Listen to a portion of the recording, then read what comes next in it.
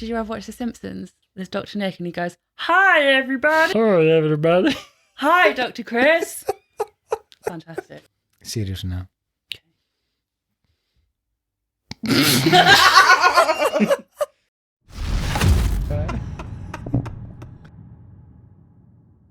Hi, everybody. Hi, Dr. Chris. That was incredible. Hello, Lucy. How are Hi, Chris. I'm great, thank you. How are you? I'm good. How's your day going on? My day's actually been fantastic. Really? It's been really good. I'm glad you're here. Welcome.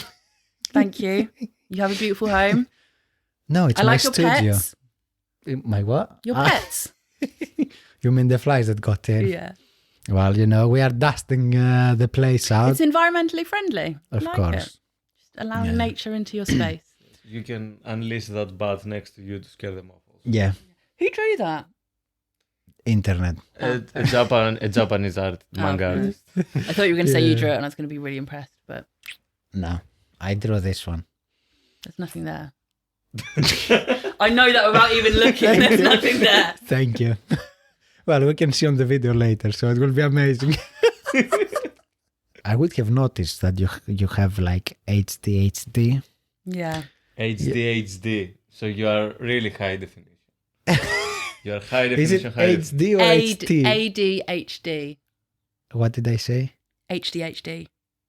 So what's the original? Attention Deficit Hyperactivity Disorder. Okay, and what's that? So it's a neurological divergency. There are three main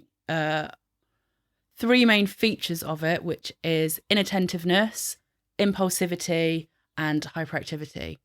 But hyperactivity, a lot of people think that it just means that I move around a lot and I'm always running around everywhere. It doesn't necessarily mean that. It can be like fidgeting when I'm sat still. Like, I don't know if you notice, I've got hairbands. I on my, noticed. but yeah, because so we were talking earlier about sensory input. If I don't have enough forms of sensory input, I find it really difficult to focus. So for me, if I'm doing something with my hands, like you might have seen fidget spinners and fidget toys have become quite popular. They're really, really useful for people with ADHD because it gives your hands something to do and then your brain can focus. Or for example, if I'm trying to do something in my house, I always have to have music on.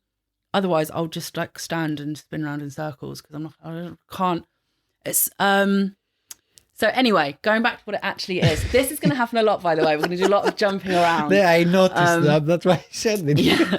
So I was diagnosed as an adult about 2 years ago. However, it is something that people are born with. It's not something that you develop as time goes on. It's a difference in the actual physical makeup of your brain. So we respond differently to different things. For example, stimulants for me, I take medication. I take lisdexamfetamine, which is a stimulant. But for me, it calms my brain down. It slows down your brain then. It's not necessarily that it slows it down, it calms it down. For example, it's like if you go and watch a Formula One race and you want to take a picture of the cars, Yes. but you've only got a disposable camera. I will never hit the car. You'll never hit the car. But when I take the medication, it's like someone's given me a digital SLR camera. Okay. And so all of a sudden, I'm still having these quick thoughts that are going all over the place, but it just gives me the ability to catch them and focus on them. If someone don't have this problem and he takes this medication, is it Opposite going to become effect. even slower or it will become opposite effect. like stressed out instead? No, they'll feel as if they've done, because essentially it's amphetamine. It's speed. Yeah. But in a much cleaner, smaller, safer dose. Rebranding, we call that. Yeah. For example, it might have a similar effect. I really don't want to encourage people to misuse prescription medication or anything, but it might have a similar effect to, say, taking cocaine. Okay. But for me, it kind of makes me okay, yeah, I'm normal now, calm, quiet. And this is the problem. So I forgot I was going to actually take my ADHD medication a little bit later today so that it might still be in effect when I came here. That's fine, don't worry. It's worn off, which is now so it's another interesting thing, another analogy, that I came up with. I speak a lot in analogies because I find it helps people understand me a little bit better. If I need to slow down, please tell me that I need to slow down. Okay. I had to tell you this 10 minutes ago. Yeah. Have you ever okay. have you ever played pinball on the computer? Or like, like pinball with the Yes. And when it goes to multi-ball? Yes. So for me, my normal medicated ADHD brain is like playing pinball just with one ball. It's still kind of going like ding, ding, ding, ding, ding, ding. But I can follow it. I can keep the ball up. I can keep the ball live. Without medication, it's like multi-ball. So it's just going like, I'm losing balls. They're going everywhere. I can't keep track of anything. It's chaos. Okay. So for me, personally, I find it very helpful. Some people are different. Like, obviously, it's the same with anything. Some people have an allergic reaction to paracetamol. You can't say that one medication is going to work the same on two people. And also within ADHD, there's like a whole spectrum. Some people have physical tics with it. Some people don't have the hyperactivity as much, but they might have the impulsiveness, the inattentiveness, the disorganizedness.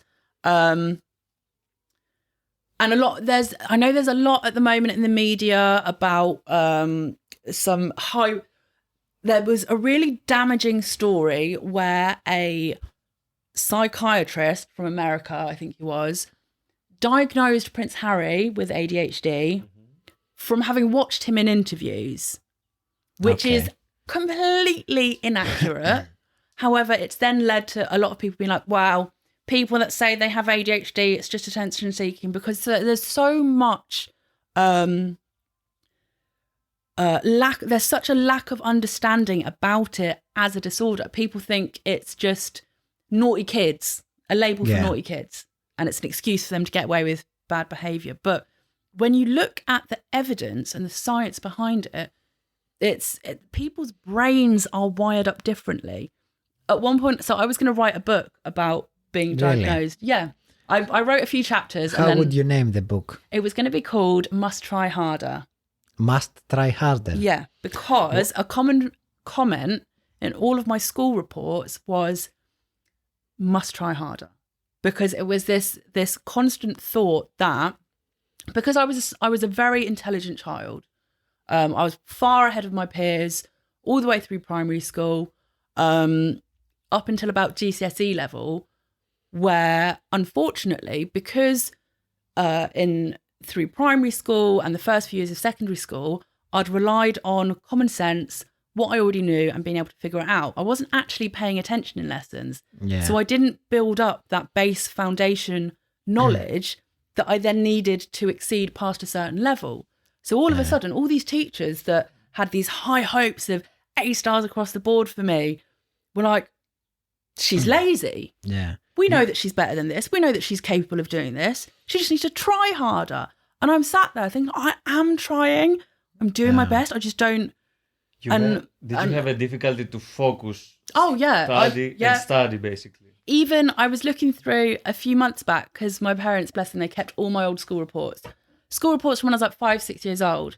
And even back then, it was, Lucy does really well most of the time, but there are other times where she can't focus, she's easily distractible, she doesn't pay attention. But because I was smart anyway, I sort of flew under the radar a little bit. Yeah. And because I was reasonably well behaved to a certain extent, I flew under the radar. Whereas a lot of young people these days with ADHD, they don't necessarily get flagged up because they're not paying attention in lessons. They get flagged up because they're disruptive, they're naughty. And it's only then that they're referred to services, etc. And it's, like I said, when I was at school, you didn't really have people with ADHD unless it was a serious problem. Yeah. Whereas now, people weren't very educated of this exactly. matter. And like with any illness, or I hesitate from calling it an illness because it's not. To me, an illness has a cure. Okay. It has a cause and it has a cure. So is it a syndrome then? If it's a constant thing that you cannot... So it's, you can treat it, but you cannot... We use the term neurodivergence. Unknown words for me. It's neuro as in brain, divergence as in taking a different path. So during development, like with autism, autism doesn't have a clear cause. It's not a disorder that needs to or has a cure, despite what a lot of charlatans and snake oil salesmen say. It's just your brain develops differently in the womb and then you're born like it. I remember a manager, I was telling some story about when I was a kid to one of my old managers, and he's like, it's oddly reassuring to know that this isn't some like facade that you put on, that this isn't some like character effect that you put on, that this is just, and I was like, I genuinely, I can't stop this. If I could, I probably would sometimes, but this is just me. Yeah. But you're okay with that. Yeah. I mean, don't get me wrong. It was really difficult through school because I was constantly made to feel as though I wasn't making enough effort and I should do better. Yes, because it's a restricted place where you have to have you have to be a certain way in order to be good. Exactly. And I was labelled as like a daydreamer, as lazy. And I found it difficult. I didn't really have any friends my own age until I was much older. Most of my friends were older because they seemed to be able to... I tended to gravitate towards older people anyway because, you know, I didn't care about like boy bands and David Beckham and like pop groups. I listened to Meatloaf and like climbing trees. Like I wasn't like a typical child. I have what's called the cupboard of doom in my house, and it's just where all of my half-finished projects go to die. Why you say that? I think that well, they don't go. They don't go to die. They just go there to hibernate until I remember about them, and I'm like, oh yeah. I don't know what that word means. So... I was going to do this hibernate. Yeah. You know when bears go to sleep for the winter? Yes. That's hibernation, and then they wake up. Also, fun fact about bears that hibernate: before they go into hibernation, they instinctively eat a lot of really canned foods.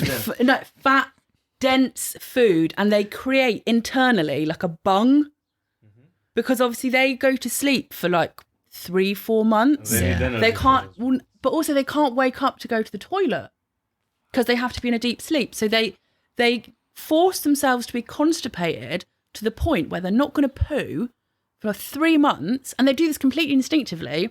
And then when it's wake up time, they just go for the most horrendous rectum tearing poo that you've ever experienced. And bears do that every year. Wow. Yeah, they're becoming good at it. Because I thought, the first thing I thought... You haven't even asked me a question and now you've learned how bears poo when they hibernate. No, but...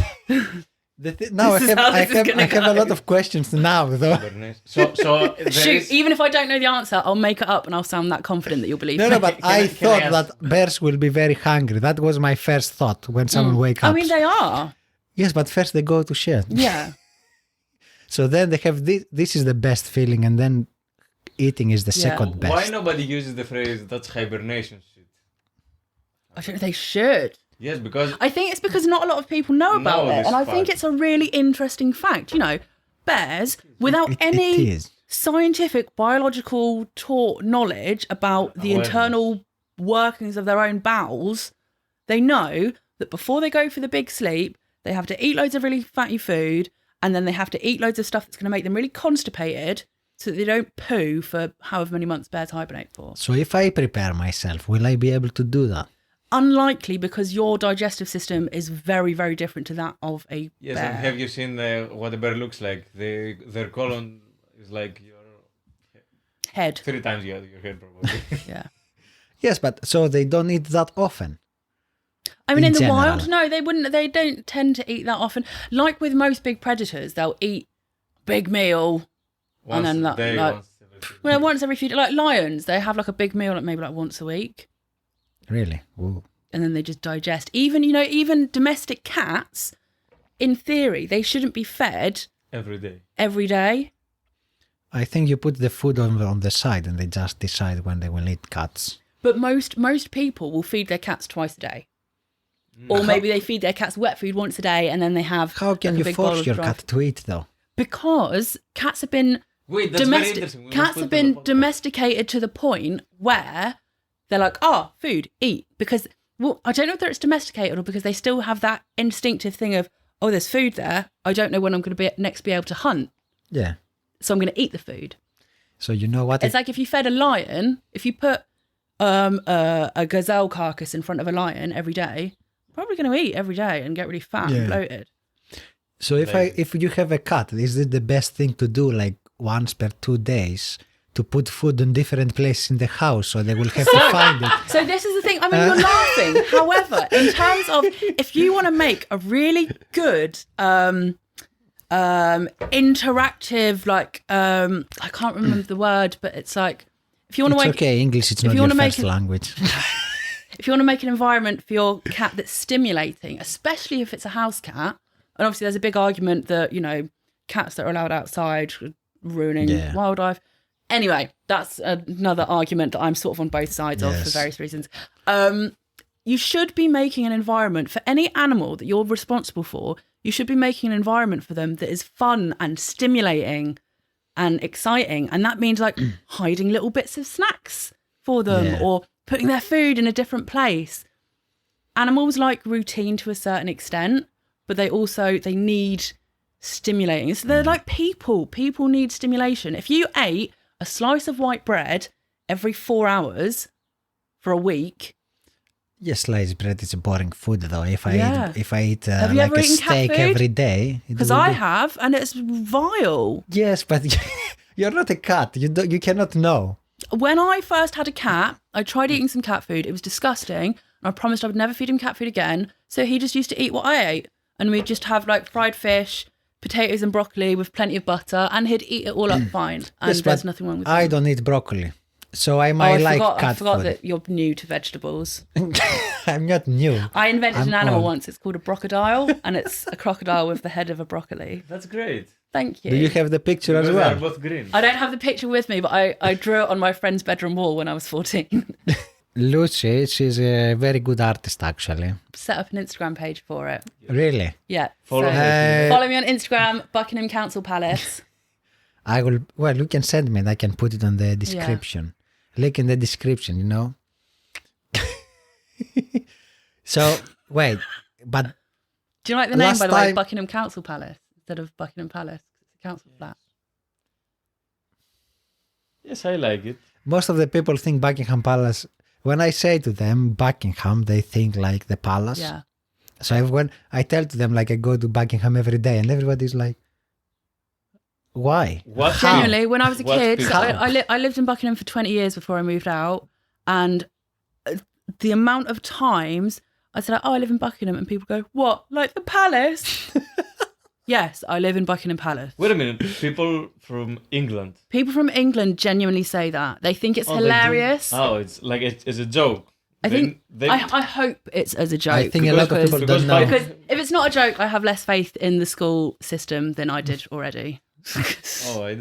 Because not Buckingham. Okay, it's okay not to know a town, Yeah. but I think that Buckinghamshire, Buckingham. Yeah. it's Like a lot easier of people to don't know, realise it's that more like- Buckingham is a town within Buckinghamshire. Oh, they only They're like, know "Oh, about- yeah, I live in Buckingham." "Oh, whereabouts?" "Milton Keynes." It's not Buckingham. "Yeah, Buckinghamshire." They're like, "Oh, what? There's a place called Buckingham." "Yeah." All right. Interesting. Weirdly as well. So Buckingham used to be like quite a major transport route as well between like Oxford and London. Imagine someone trying to flex Milton Keynes. We've got many roundabouts. Milton Keynes is really cool, actually. They have a tree cathedral. It's a really well-designed city. What do you mean? It's like squares and traffic lights all over the place. Yeah. Yeah, it's cool. Why is this nice? It's no... It's like you are in the mall. No, because all you're thinking about is the it would be like thinking about the bypass, and that's all you're thinking about with Buckingham. Buckingham has so much more to offer. Milton Keynes has so many open green spaces. Oh. How many cities do you know that have that many green spaces? Nobody ever The told one me that that you are about Milton Keynes. here. It's not a city, it's a town, but still. Actually, it was given official city status at the last Jubilee. Yes, we know that. Here in Northampton. Let's go. What, you're famous for what? Carlsberg, wool and boots. Congrats. And high quality podcasts now. Yeah. And knife Heard in frames. Coventry and Buckingham. Yeah. Well, I used to live in Coventry as well. Yeah, It's whereabouts? not better. My parents met in Coventry. They went to Warwick Wow. University, and that's where they met. Really? So my mum was trying to seduce my dad. So that's how she got into making jam, because she was like, oh, I want this man to think that I'm like homely and I'll make a good housewife. So she'd like started making jam, and she was amazing at making jam. Is it? And then one time they'd been out on a night out, and she invited my dad back in for a coffee. Not for jam? No, Wow. for a coffee. And he went back, he drank his coffee, and he went, thanks for the coffee, see you later. And then just left because he didn't understand that she was inviting him back for more. Classic men's behavior. But, you know, persistence paid off, and they've been married for 41 years now. 41 years. 1981 they got married. That's a lot. That's a lot. What's your mom's name? Sue. Congrats, Sue. Just a keeper. Yeah. It's funny because we were all talking when I went over to Germany, and I saw loads of my family that I hadn't seen for ages. And we were all talking because obviously I'm separated from my ex-husband. And Astrid, one of my aunties, she, her first partner was an arsehole. She got married again to this incredible man called Datko. He adopted her kids. He's amazing. He's great. My grandma got married twice. Stella, my cousin, she is on her second partner, and he's amazing. The first one was an arsehole. I'm like, oh, we all get them right second time round. And my dad's like, I'm not the second one. And we're like, yeah, you two got it right the first time. Or maybe they work it out to be right in the first time. Yeah. No, because her mom had to put a lot of effort for that. That's what I'm saying. They work it out. We don't know if it was they. We know for a fact that it was she. We know Probably like 50%. Yeah. But no, they're great. Like I look up to them a lot. Now, as a teenager, I was like, oh, sorry, am I allowed to swear on this podcast? Yes, I guess. Yeah. I remember, so when I was like 15, I had a desk in my room, and with a screwdriver, I scratched, because I was really into like punk music and stuff. So I scratched like parents are bollocks into my desk, and I was really proud of it. Like this like white middle class suburban teenager with her own bedroom, like I'm sure your this. parents didn't even notice. No, because a couple of weeks later, I got loads of, like drawing pins. You know, the pins with like the flat multicoloured tops on, and like stuck them all over the top. You changed your mind, or? No, I don't know, chickened out a little bit. Okay. Yeah. George, would you mind closing the door? We're in the ends. We're in Northampton. There's sirens going off. Yeah. They're coming for you. Would you like to hear an interesting anecdote about me and sharks? Yes. Just because you've got shark slippers on. Now cross your legs. So. I'm ready for that joke. So it's not a joke. It's an interesting story. But you said a joke. When I was about 3 years old, my mother's friend was a what's called a special constable, which is basically a PCSO, a voluntary policewoman. Okay. And this is something that your mother did. No. My mum's friend. Oh God, not my mum. No. No, it's not like that. We're friends. And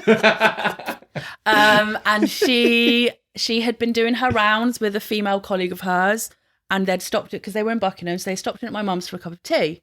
My mum was looking after me because I was a little kid. I was 2, maybe 3 years old. So and I was some jam. From a young age, I was really into like sharks, dinosaurs, anything with big teeth. And so I was pretending we have in our kitchen, there's like a breakfast bar with like some bar stools. So you sit, and it's a tiled floor. And I was swimming around on the floor, pretending to be a shark. And I swam, about 2-3 years old, and I swam towards my mum's friend's colleague, a police officer, looked up at her and went, I'm a shark. And bit her really, really hard on the ankle. And the way my mum tells it is this woman visibly winced and was like, oh. And she looked down at me and kind of said, well, I could arrest you for that. That's assaulting a police officer. And I just went, you can't arrest sharks, and then swam away. So, from a young age, I had quite like an anti-authoritarian streak. Yeah, I can tell. Yeah. Was this the first catch you think? Like, you're like, yeah, not for me. The first time I almost got arrested, yeah. Yeah.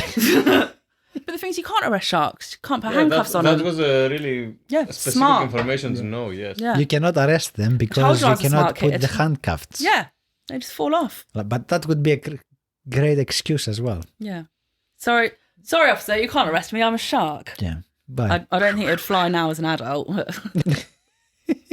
You cannot arrest the wind. maybe you will go in a different place, not in jail, but maybe a different a clinic or something. Yeah, I'll try and avoid. I've managed to avoid them for 32 years. I'll try and avoid them for a little bit longer. Okay. So I went through a little phase. I was vegetarian for 10 years. So I went through a phase where I used to eat roadkill. So, if there's ever an apocalypse, come to me for meat because I can butcher a deer in half an hour. No, a little bit longer. Anyway, That's so still okay. I was vegetarian because I didn't like the fact that animals were bred to die. I was very idealistic, 14-year-old. I was vegetarian for about 9, 10. No, I was vegetarian maybe from about 13 years old. I can remember even at a young age, they were having a church fete and they had the local fox hunt. We're doing a stall. So it wasn't that I disliked the taste of meat. I loved the taste of meat, but I didn't like the concept of animals being bred to die. So the way in my brain that I got around this little hurdle, because I'm a big fan of a loophole. I love finding loopholes. Yeah, at school, always finding loopholes for detention. I'd love a loophole. So I was like, I found a loophole to being vegetarian. I was like, I'll eat roadkill.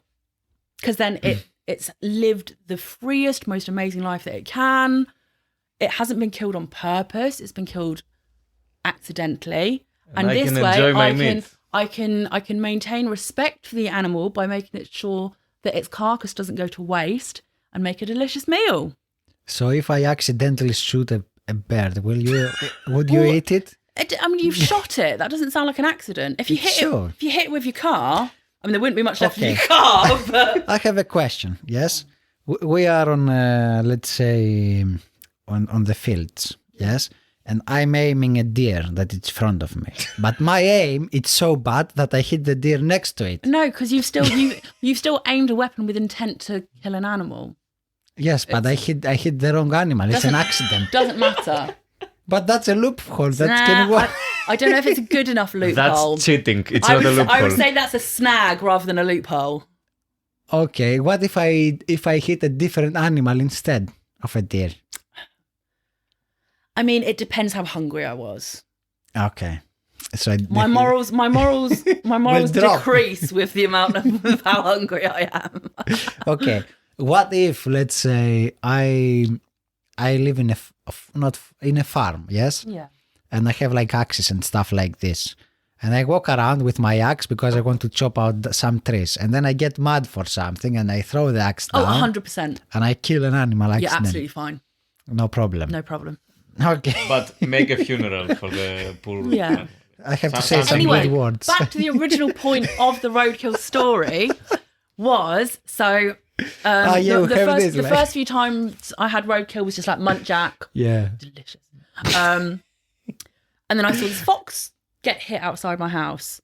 And I didn't realise it was a fox at first. I thought it might have been a dog or a cat. The car didn't stop. So I went over.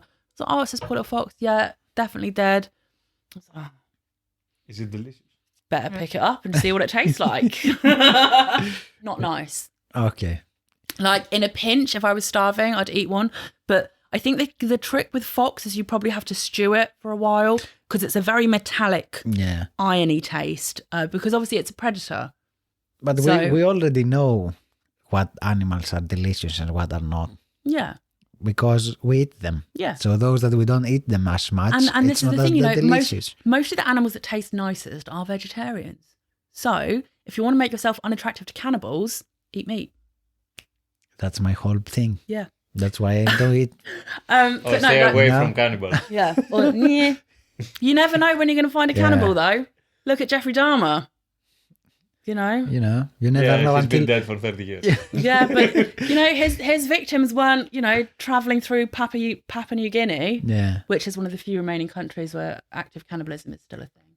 Well, less so maybe now. What? Papua New Guinea. Ah, okay.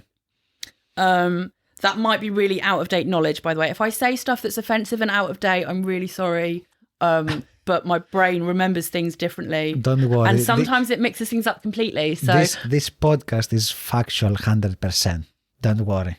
Yeah. Cool. We fact check everything. So, my- when you talk, yes, if you say something like which is not factual, It just comes up with a big no. on the screen. We swapped your voice and someone else talk over and says the correct things. So you don't Can have you to just worry. do that for life for me?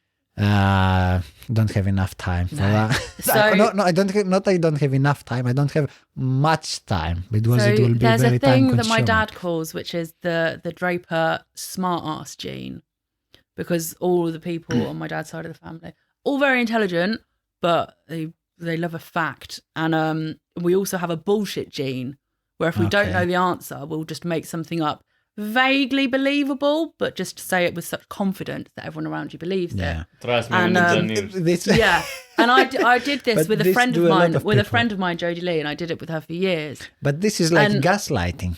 No, it's Yes. just That's I your might thing. have been right. If you convince me for something that you are not sure or I'm- you don't yeah, know, then you are gaslighting me. Well, Give I me. might you're have feeding been me. right. No, Who's you to say whether I'm right or wrong unless you have alternative facts? I might questioning this. Yes, so you might Are you? make me believe in something different. I mean, possibly. But so I mean, this is where You see, I mean. but I'm not punching you because of that. So the reason Chris is saying that is because he told me he was gaslighting someone as a joke, and then I punched him on the arm impulsively.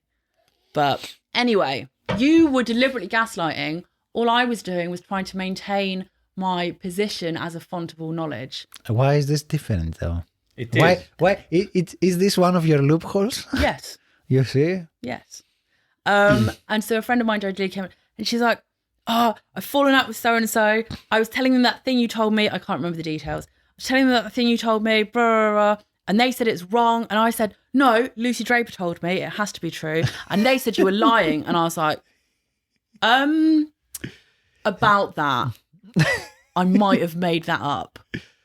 Or you might may confuse my words. No. I was honest. I'd been called on my bullshit, so I was honest about it. It's one that I take full accountability for what I say and what I do. It might hurt a little bit, but I'll be like, yeah, sorry, Hurt that was who? me. Hurt you or hurt the other It hurt person? me. Really? Yeah. Why? You feel 'Cause- guilt? Guilt and having to admit that I was wrong. Yes, Not right. But how it felt? Less right than the other person. How felt when you get away with that in the first place? It's just normal. Is it normal or is it the normal. satisfaction? Mm, Huh? it's normal. So before smartphones were a thing, if ever we were having like a pub disagreement, I would always Okay. ring my dad. My dad was like Google. Okay. I'm like, Dad, my friend says that the space station isn't real, blah, blah, blah. And he'll be like, well, it is real because of this, blah, blah, blah. Like, he is the smartest. Like, he is the epitome of a general knowledge pub quiz. He knows so much about so many different little things. What if your dad does the same thing that you do, but with more experience and more confidence? I've tried it. I've tried to test him and he's right every single time. It's really irritating. Or lucky every time that you try to test Yeah. him, he got it right. Yeah, maybe.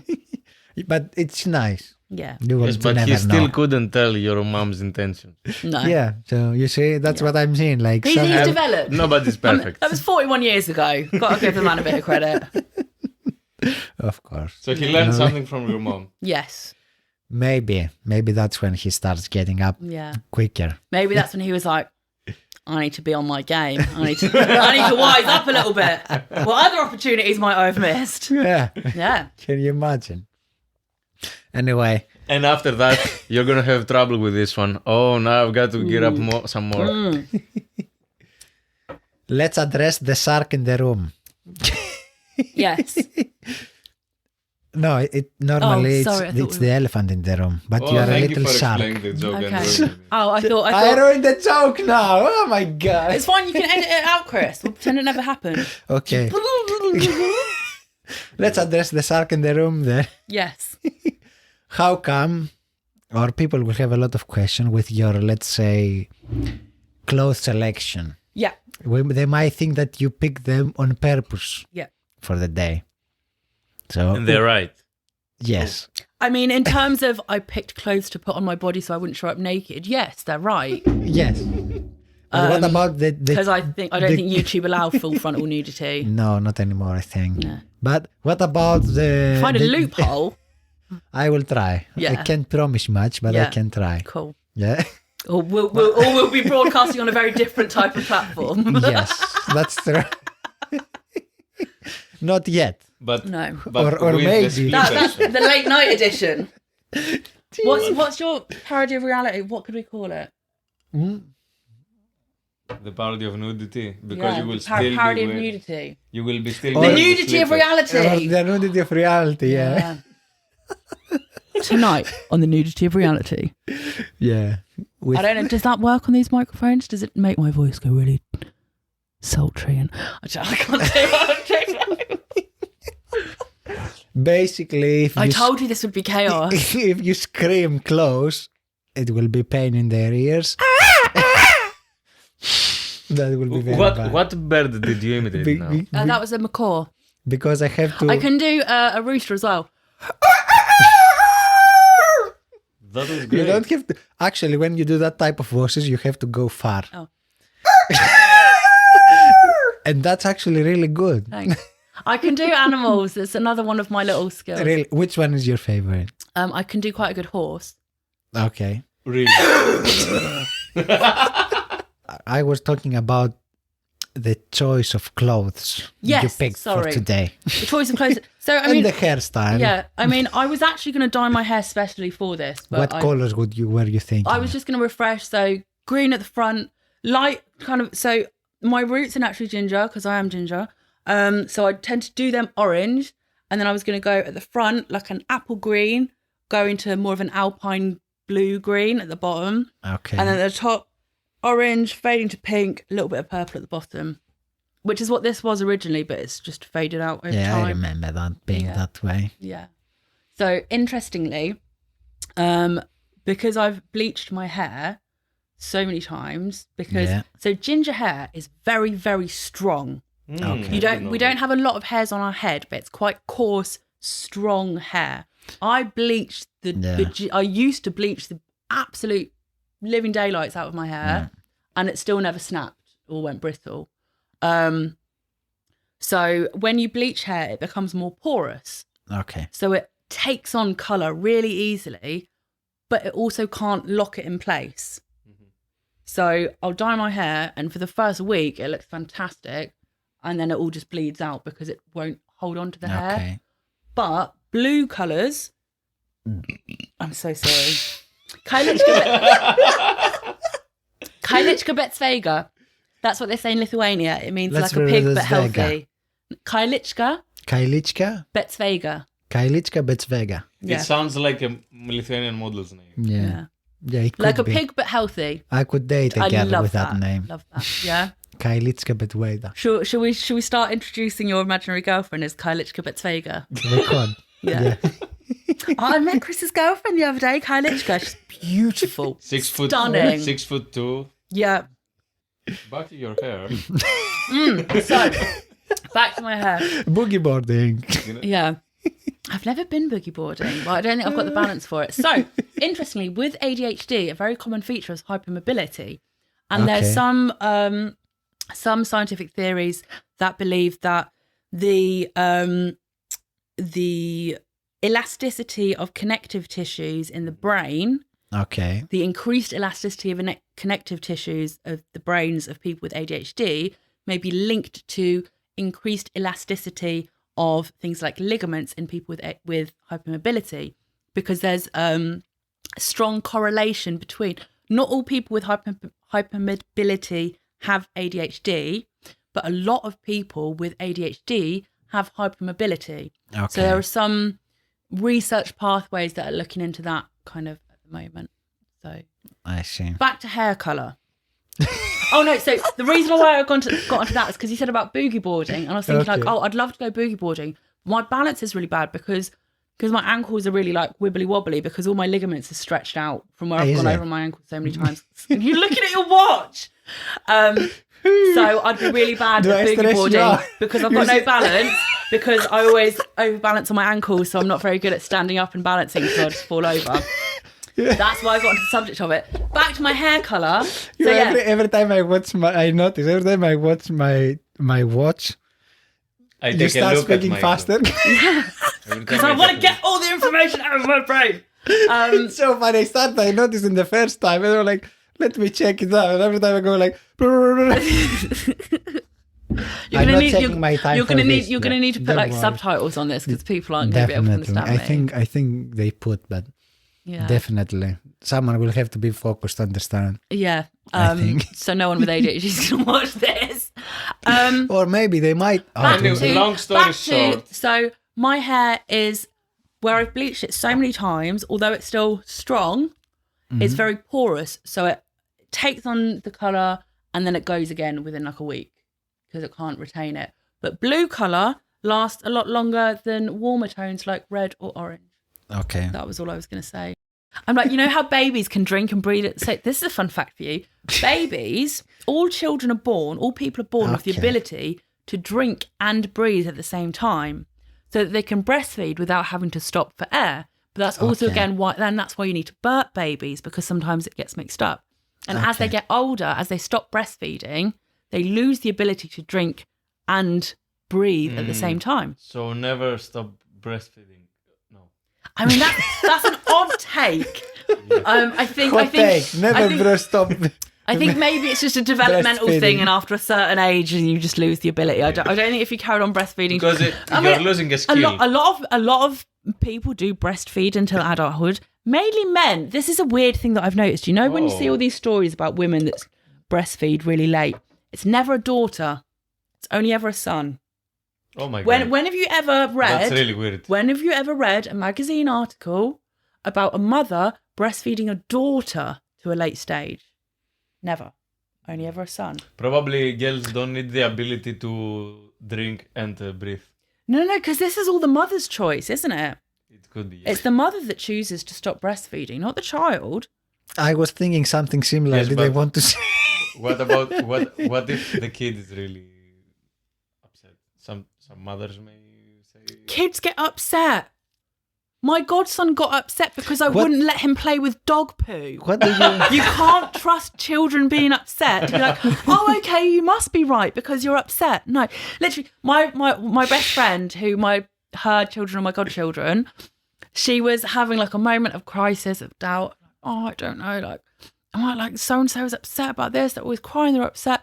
And I bought her this book. It's an incredible book. It's a photo album and it's called Why My Kid Is Crying. Oh. And it's just photos of people's children that they've sent in, and it'll be like, because they asked me to heat their food up and I put it in the microwave, or she doesn't want to go out, we're not actually going out, or there's one where it's like, but they met Bill Murray. Bill Murray smiled at my child, and the crowd just going, ah. Or it's things like, I wouldn't let her eat frozen fish fingers. You know, kids cry, they get upset. Yours is my favorite still. Yeah. But then weirdly, when we were playing by the river and he fell in the river, not a tear, absolutely fine. Wouldn't let him play with dog poo. Yes, kid, fall in the river, it's fine. I've been teaching him about building dams. That's our new thing that we do together. He's 5, he's incredible, he's the best. Speaking of rivers, how about the river in Bristol? Is it good?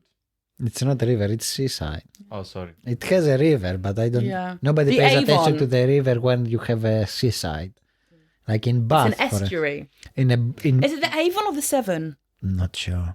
Probably the Avon. Anyway, it doesn't matter. What are we talking about? Places that I've lived. Do you still want to talk about that, or should I just carry on? Yeah, we were at Bristol. So Bristol. Yeah. How many we have left? Oh, a lot. A lot? Yeah. Jeez. So from Bristol, I moved to Wales.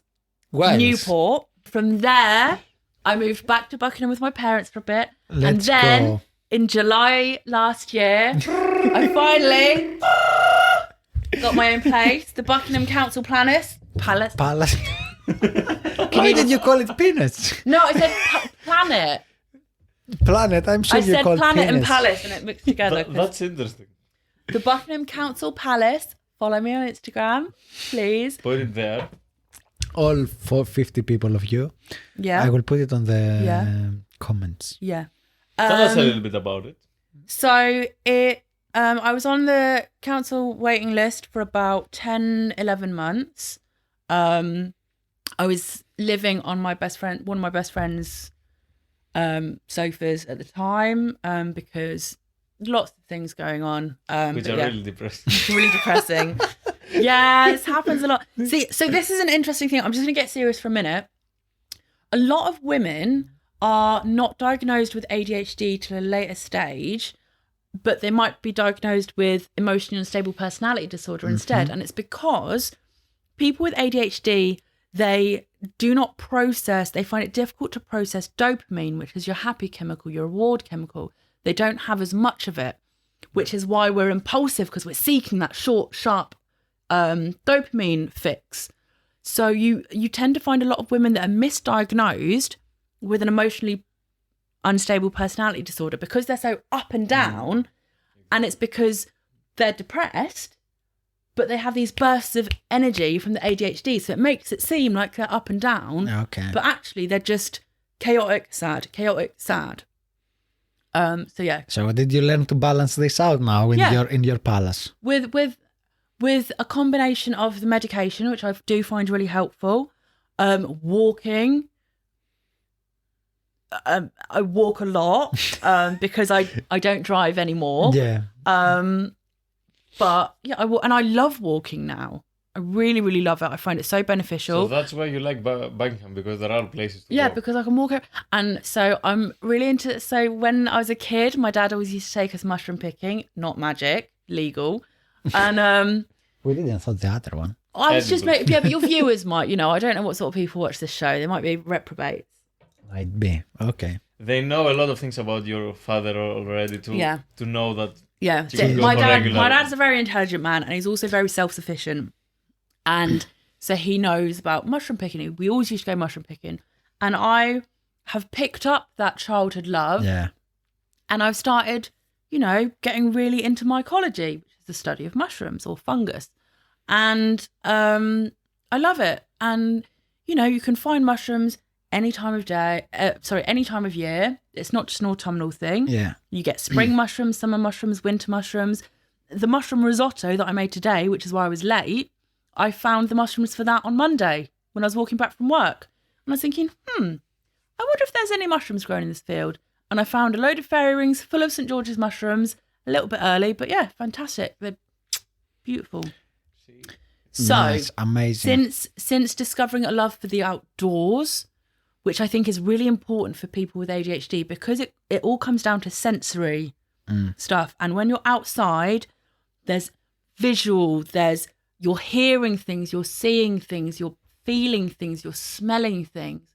It's so important to be able to have a space where you can just absorb all that without thinking, oh, I need to go and do this, oh, I need to go and do that. Like, just a space to be and to exist and to take all that in is so important, and it's done so much for my well-being. So you would say that people with ADHD are not good at living in boxes? No.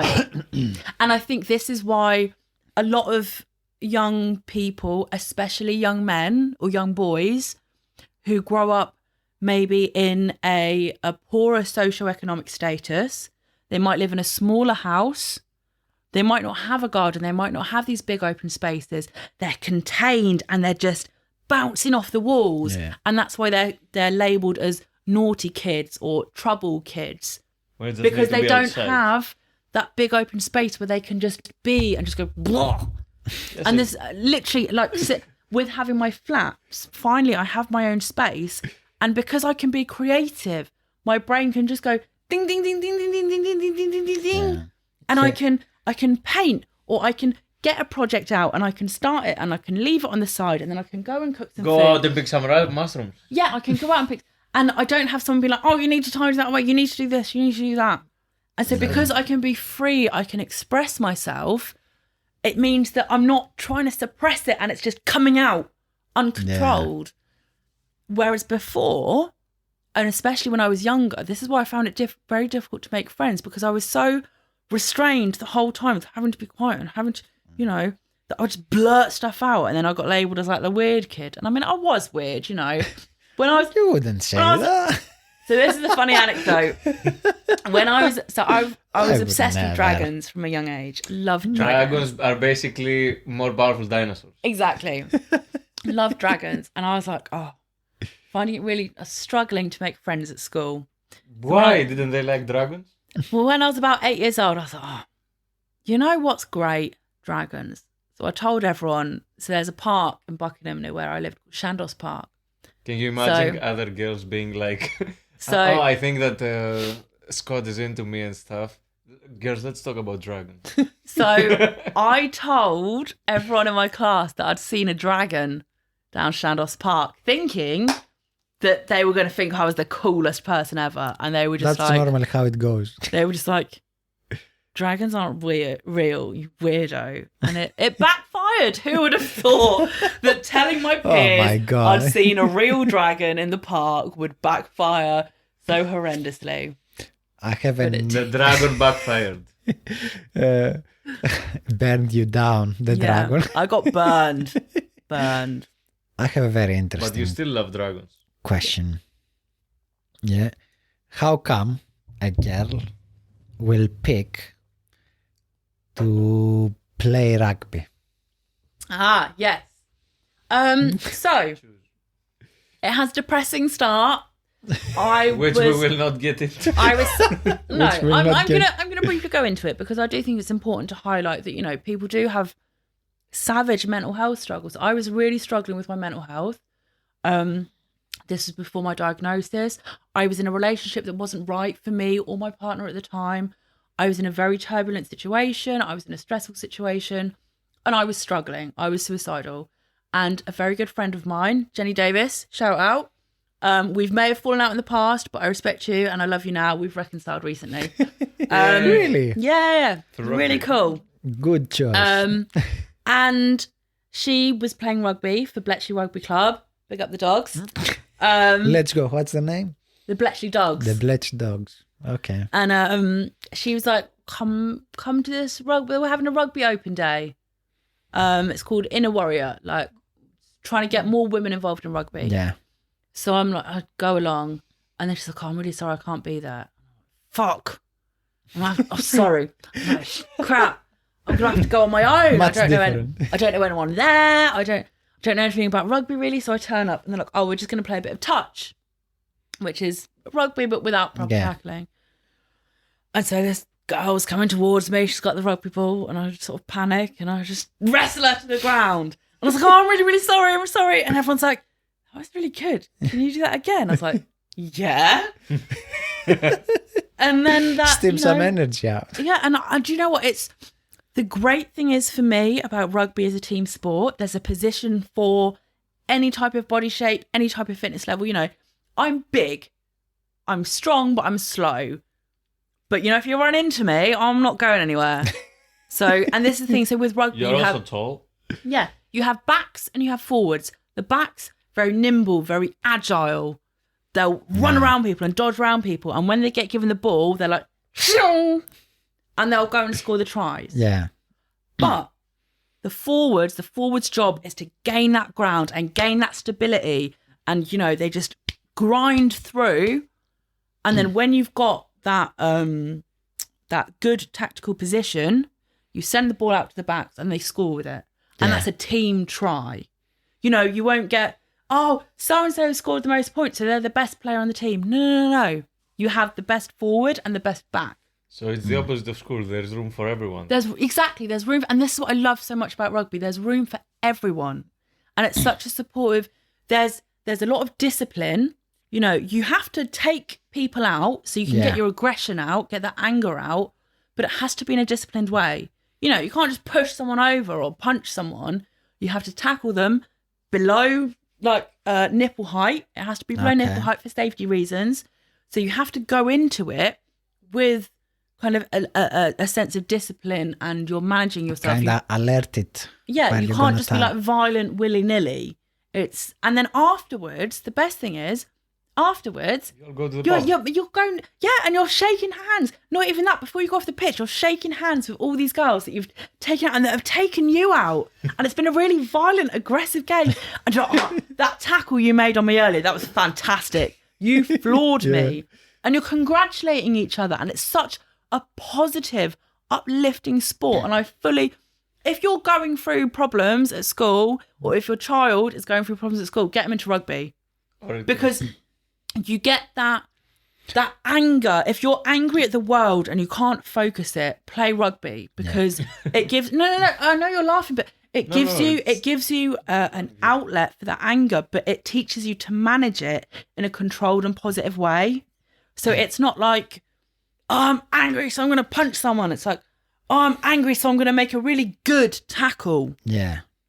You know, I'm using that aggression, that energy, and I'm creating with it rather than destroying with it. I'm creating a win for my team rather than smashing something or breaking something. And I think that is such a beautiful thing in a way. And, you know, it's a way to channel the energy towards exactly. something. And it's channeling it. And I think anger is such an interesting emotion, because I always think there are two primary emotions. You have fear and you have love. Okay. And from love breeds happiness and excitability, you know, all the positive emotions. And from fear, you get anger, you get hate, you get anxiety, shame. You know, there's, and I'm by no means an expert, but like my theory is that everything can boil down to those two basic kind of impulses. Because, you know, it's like fight or flight. It's all basic kind of chemical impulses that are happening, or electrical impulses that are happening in our brains, and we just think of names for them. And the more complex the situation, the more nuanced the name for it that we come up with is. So anyway, so just try to think a word now, and it doesn't. In a way, you said the summary of what you say is that everything comes from either fear or love. Actually, no, sorry. No, because what you've just said is reminded me. So everything comes from either fear or love. So if you've got someone that has anger problems, they're turning the anger that might come from a fear of rejection, a fear of being different, a fear of being bullied, or a fear of, you know, a fear of failure. You're taking the anger that comes from that, and you're turning it into love of sport and love of your team. A lot of sports doing that. It's the same action in a sense. So it's not the same, but it's a similar action. You know, it's an aggressive action, but it has a completely different stem. It's no longer stemming from violence. It's no longer destructive and throwing a glass or punching a friend. It's now tackling a friend, but it comes from loving your team and being part of something and wanting to achieve something. Tension. And I think that is so powerful. And that needs to be, I mean, I know there's a lot of funding and a lot of advertisement that's going into women's sports now, but I think so, like, I wish I'd gotten into sport when I was at school, because I think it would have saved me a whole world of heartache and trauma, but with a lot of depressing stuff we are not. Yeah, a lot of depressing stuff that we're not going to talk about. It gives you the tools, or it put you in a position that you have to, let's say, try with some other people to do something good. For example, in all team sports, you have a referee. Yeah. You don't get referees in life. But you don't respect them. Yeah. Or, but in sport, you know, a referee makes a decision and it's final. Even if you don't agree with it, you have to accept it and move on. I think that's one of the most important things. Yeah. That in helps life, you. Stuff happens that you don't agree with, and sometimes you just have to accept it and move on. And think, okay, in the future, I'm going to make sure the referee has absolutely no reason to give me a yellow card. Yeah. By the way, I've never had a yellow card or a red card, but it's always never say never. Never say never. Yeah. It's been almost 3 hours. I know. Has it really? Not to say sorry. Yeah. Shall we? Before we go, yeah, I want to ask the last thing. Also, I want to mention here outside of the podcast that what stems out of what you said is that in order to, let's say, overcome every difficulty that came with the ADHD and all of that, is that through athleticism, through art, through creativity, through going outside, that is actually what made you calm the beasts. Yeah. And if you think about it, art is completely free. You're completely free to do whatever you want. And sports, especially team sports, have this restriction that you have to channel things. Yeah. So and this is the thing. So with art, and I hated art when I was at school. Not hated. I loved creating art, but I didn't like art lessons when I was at school because it's very prescriptive. We want you to create a piece in the style of so and so. But I think any form of creativity, whether it's art or music or writing, is incredible and should be encouraged in every. If your child has any sort of interest in any creative outlet, nurture it, please, because that could save their life. You know, I have friends that have been suicidal and they've written poetry, and it saved them. You know, creativity is a really good emotional outlet, and then sport, it gives that physical outlet, but in a contained, in a controlled, in a safe way. So you have the creativity allows your ideas to go free and to just go, and that physical, and especially again with ADHD, because you have the physical restlessness and you have the creative mental restlessness. So you can't necessarily let your physicality run free, because that's when you go around punching your quality engineers because they said they were Such a cunt. Then your life will look around like and that's when you get kids being labelled as naughty and disruptive because they're going around like throwing rubbers at people and doing this, and it's because they don't have that physical outlet. And then when you have people who are having to restrain themselves mentally, that's when they end up becoming very resentful and repressed for 20 years and then commit something like exactly. And then everyone says in the neighborhood it was a really nice person. Yeah, exactly. So yeah, I think it's the perfect combination is like artistic creativity and a sports outlet. Sorry, what was your question? What would be the best 3 words to describe Lucy? Lucy Draper. So it's really interesting you ask that. So my dear man friend, he's very good at art, and he actually made an art piece for me, and it was my 3 favourite words, and they describe me perfectly. But that's not what you thought? It's something that someone else thought for you. They describe me perfectly, and it's a rampaging. No, sorry. Wait. A rambunctious, rummaging, reprobate. I don't know any of those words myself. So if you describe someone as rambunctious, it means they're cheerful and boisterous. Okay. Which, I mean, you know me pretty well. Yeah. I think that's so that's rambunctious. Rummaging is someone that likes I look through this, and I love looking through a skip. I love looking through and but like the other day, our friend Sonia, we were clearing up on the line, and she was throwing away all the stuff in the sulfite. I was like, oh no, don't throw that. Let me just have a little look through that, see if I want any of that. And a reprobate is someone that's a bit naughty. Okay. Yeah, sort of like a renegade, like someone that's a bit naughty. So yeah, a rambunctious, rummaging reprobate. Okay, she just explained 1 minute ago. You missed all stuff. This will be it, guys. I was with Lucy Draper, and I will have you today with a special goodbye from the trampoline guy, which Lucy will show us. Oh yeah! Hang on, wait. Goodbye from the trampoline guy.